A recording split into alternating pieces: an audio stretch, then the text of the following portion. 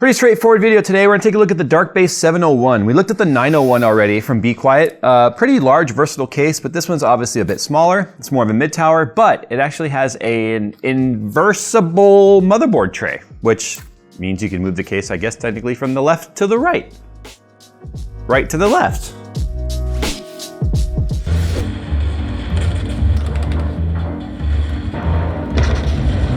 Hey, Jay.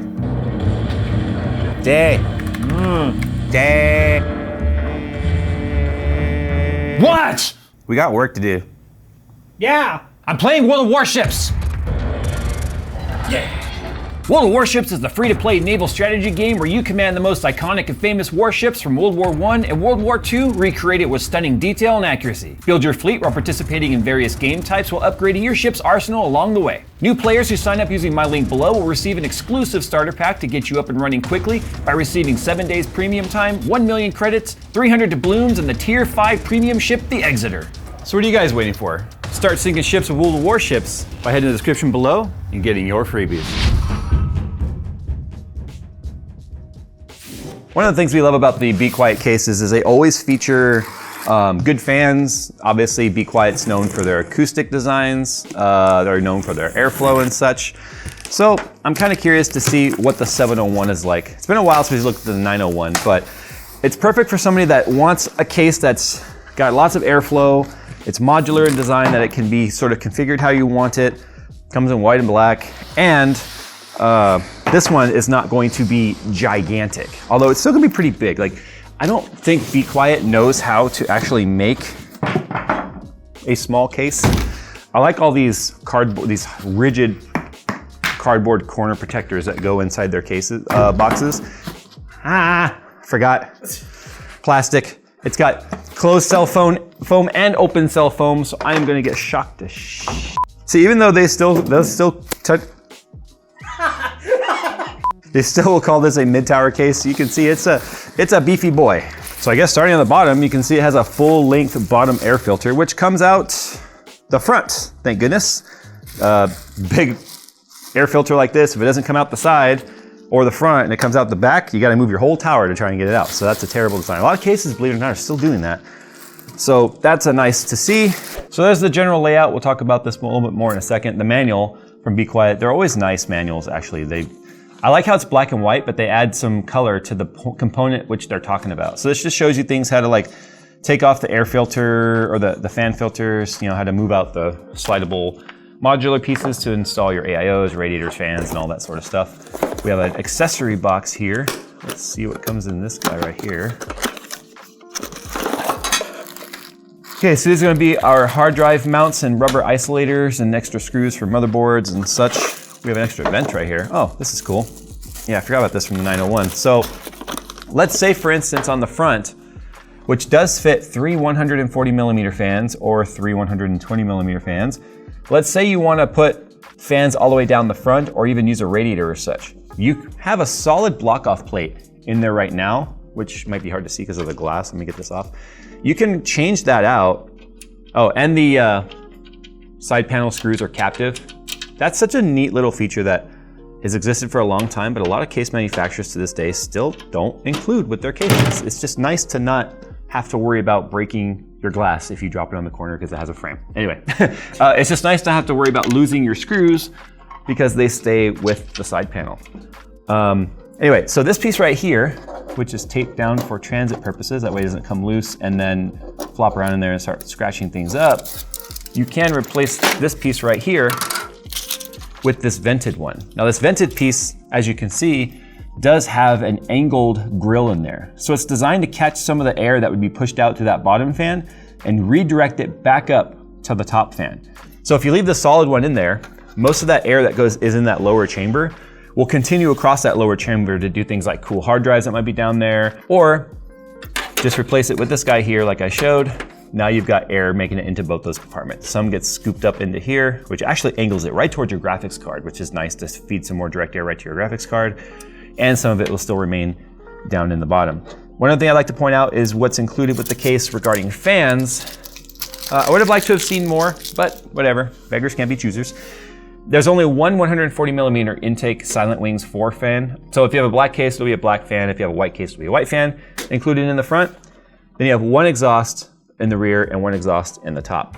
Now, if you're gonna be putting an AIO or something in the top, you can relocate one of these to the front, and then you'll have two in the front. But yeah, so it would be nice to have had maybe all three be occupied in the front or something. I mean, these are not necessarily cheap cases by any means, so having a couple extra fans in there would have been nice. But it's also nice to see that they are using off-the-shelf fan designs that they've already come up with, like the Silent Wings, which are just like they advertise. They are silent. We're going to be doing a video here showing the different types of fans and kind of how they sound and stuff, and also doing a smoke test to show what the patterns look like off those fans. But it would just be nice to be able to have more in there, obviously, because anything that comes with the case is less money you have to spend later, so that would have been nice to see. But I digress. That is, I mean, I think given everything else this case is providing, there are, there's little to be upset about. So to get the front off, you just pull it from the bottom and the whole thing comes off. It is RGB, so there's two really thick, fat RGB strips right here, which light up through obviously connecting it to the RGB. You can see we have some pogo pins right here, so it makes contact. These aren't even pogo pins, those are just direct. Oh, the pogo pins are on this side, yeah. So built into the front frame, as you can see right there, going to the lighting is our ARGB pogo pin. So it's nice that you don't have to worry about yanking it off and having your wires get tugged or broken or anything. So when you're getting in here to clean your fan filter, which you can see right here, is just magnetically held in. So it's got these two little tabs on the bottom, and it's got magnets in the middle and on the top, so that when you go to clean your air filter, it's super easy to get it in and out. Or if you're like me, just take it out entirely for better airflow. So you can see now we have our rail system right here that's available to us for our 140 fans and our 120 fans. So the two inner rails are 120, the two outer rails are 140. You can fit 3 of those.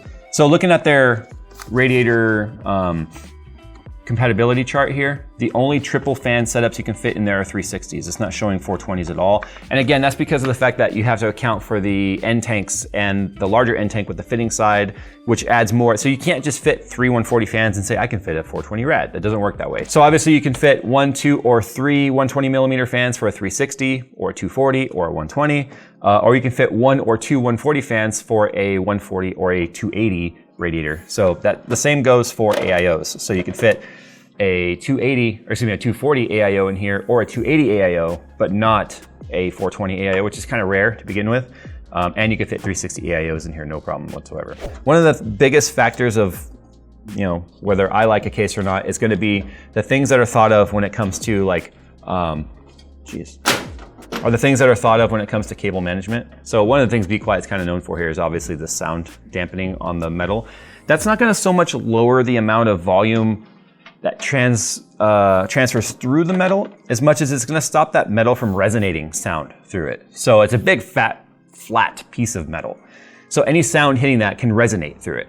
So that almost acts as a damper to resonate sound from resonating across the metal rather than through the metal. So I want to kind of say that first and foremost. But as you can see here, we have a hard drive rail.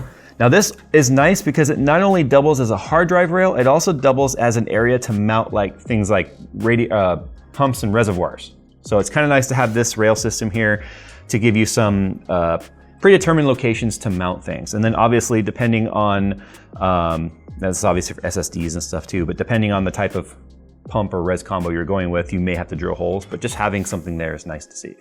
Obviously we have a fan hub with an ARGB controller. So this will connect directly to your motherboard. So your motherboard ARGB controller can control the lighting that's built into the case. So there's that. And then you can see we have a hard drive mount down here, which is also what this guy is. This bracket allows us to add 3.5-inch drives down there, like spinning drives and such, which will also go down here. And then we can have additional hard drives down the bottom. It's nice that they're still supporting 3.5-inch drives, but I guess unless you are just building and moving an old system, which maybe you have a giant spinning drive of some sort, 2.5-inch drives these days are also like kind of going by the wayside. A lot of people are moving over to NVMe now.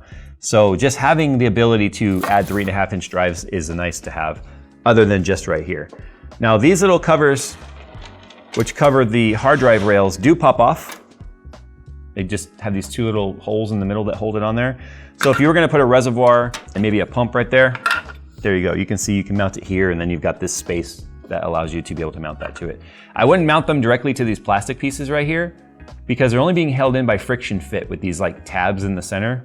You definitely do not want to mount your reservoirs to this thing. That would be highly frowned upon because they're gonna fall off.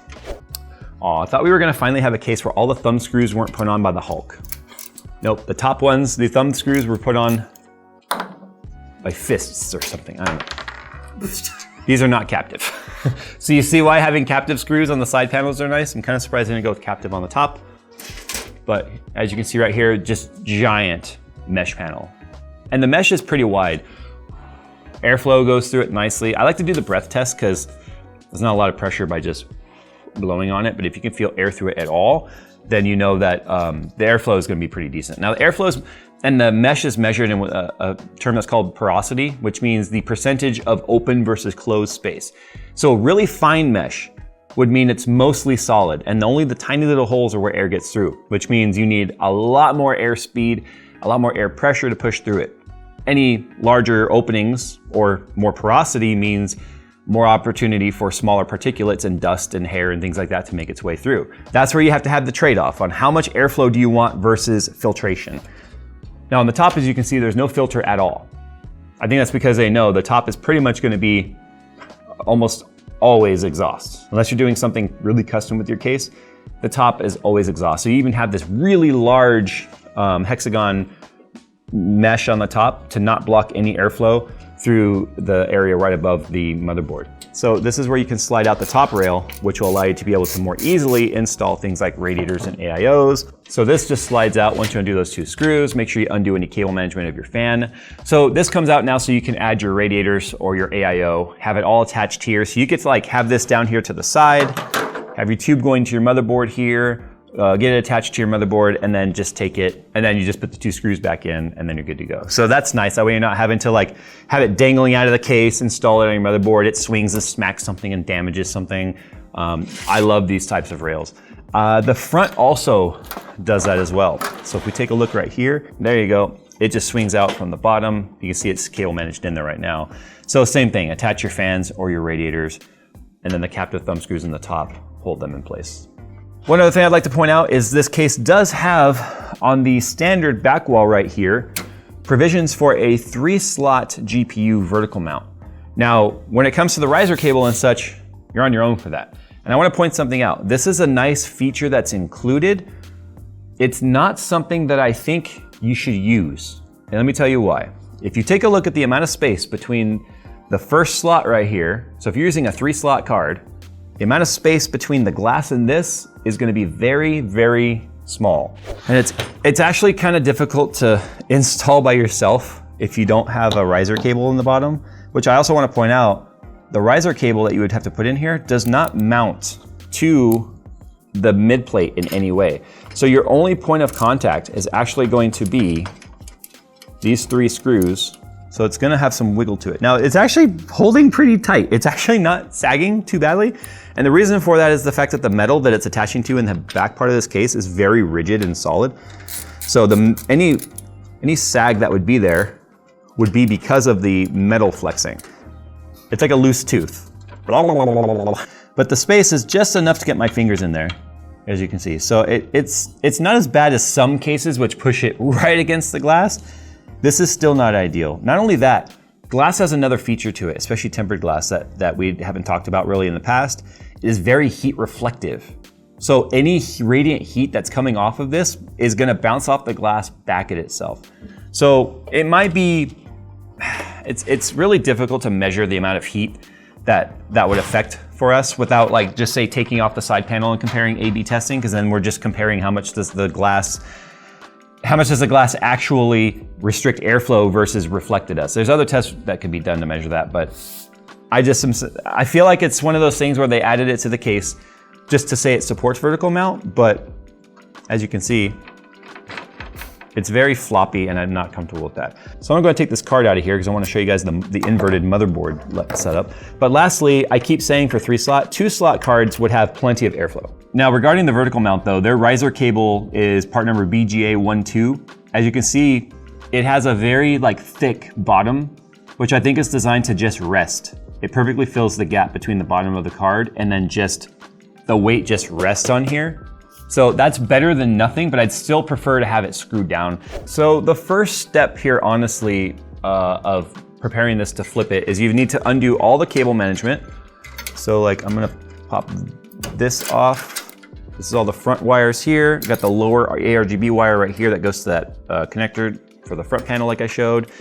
The fans are disconnected from the controller. Now we have perimeter screws that we need to undo. So we got one here, one right there in the bottom. I don't know if you can see it, but it's right there. And then we've got this screw and this screw. These screws right here have to undo. And then it looks like it should all come out in one piece. The more I take off, the lighter this thing gets, actually. It's funny how that works, huh? But this should all stay together in one piece. And we also, it looks like we also have some potential adjustability maybe, because we have a couple of different screw holes right there in terms of height. There is an entirely different manual for flipping this. So in the back of the manual, it gives you a QR code that you have to scan to find the manual on how to do this. I'm just sort of winging it. Pure winging it. So the screws for the motherboard tray are captive, as you can see right there. And look, it's kind of wanting to come out already, right? So I gotta undo these. That's nice, because again, captive screws are nice so you don't lose them, especially when there's something specific to like inverting our motherboard. This would become very handy for a case mod of some sort. Now you can see how the case truly is symmetrical at this point. Like if you look down the middle, like everything is symmetrical. This is the front of the case, and we want this now. So instead of, I get this question all the time, like why are cases always designed to go on the right?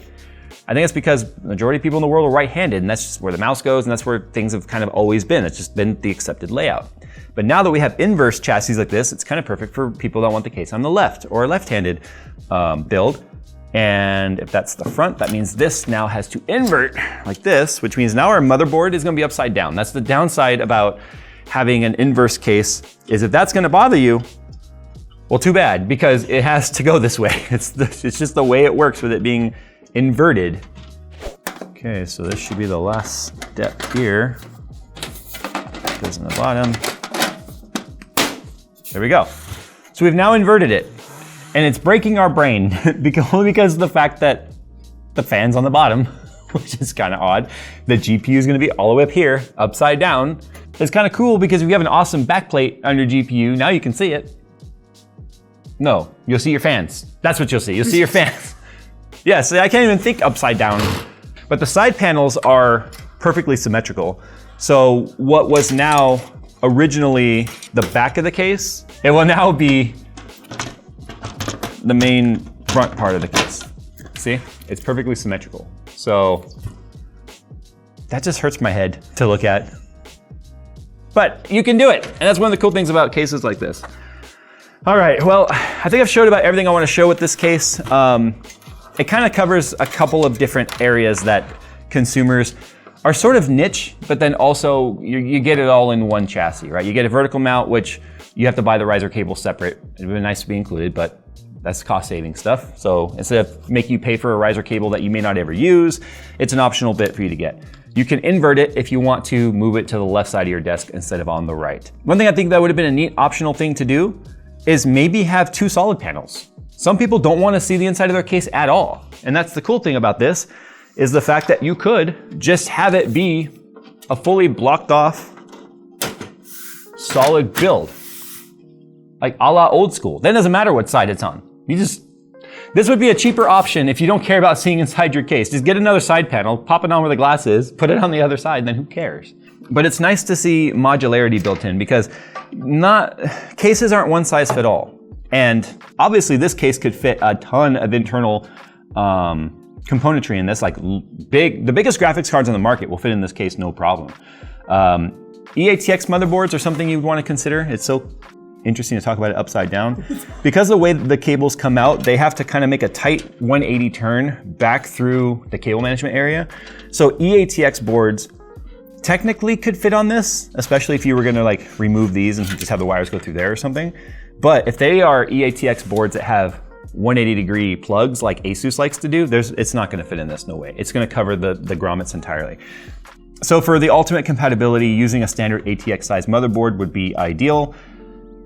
even ATX motherboards tend to be a little wider than standard ATX these days because of the fact that the power delivery systems of VRM designs and the cooler designs on motherboards are larger now because of the power requirements of high-end CPUs tend to make it so that they're bigger than standard.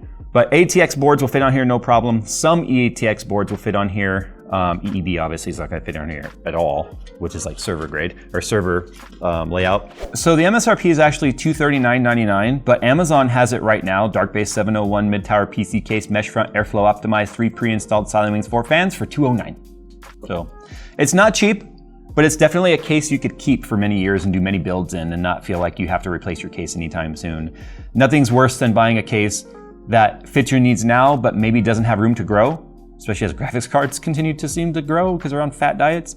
Then you have to buy a new case in the future to fit your components. Again, not the cheapest, not the most expensive. It's really kind of in the middle when it comes to like case enthusiasts and what they're willing to pay. I think a lot of people are around the $100 to $129 mark. They consider that like the start of where a high-end case would be. And then 200 is definitely well into the high-end case territory. But anyway, I'll put a link to it in the description below so you guys can check out the prices and it helps out the channel if you buy anything through Amazon there. All right, guys, thanks for watching. I'm gonna put this back to the right way because I can't look at it upside down. That triggers me so hard. It means every text on the motherboard is gonna be upside down. I can't live with it that way. Fortunately, it's only 5 screws to flip it. All right, guys, thanks for watching. And as always, we'll see you in the next one.